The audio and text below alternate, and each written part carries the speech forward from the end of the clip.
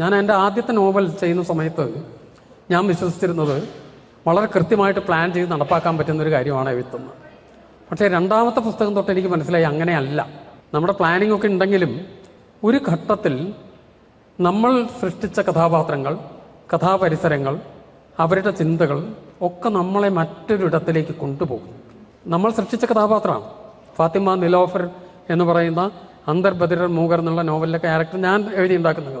പക്ഷെ ആ ക്യാരക്ടർ കുറച്ച് കഴിയുമ്പോൾ നമുക്ക് നമ്മുടെ മക്കളെക്കാൾ അല്ലെങ്കിൽ നമുക്ക് ഏറ്റവും പരിചിതരായ ആളുകളെക്കാൾ പരിചിതരാവുകയും നോവലിൻ്റെയൊക്കെ 2-3 അധ്യായമൊക്കെ കഴിയുമ്പോൾ വളരെ ഏകാന്തമായിട്ട് നമ്മൾ ഒറ്റയ്ക്ക് ഇരുന്ന് എഴുതുന്ന സമയത്ത് നമ്മൾ നമ്മുടെ കഥാപാത്രങ്ങൾ മാത്രമാണ്.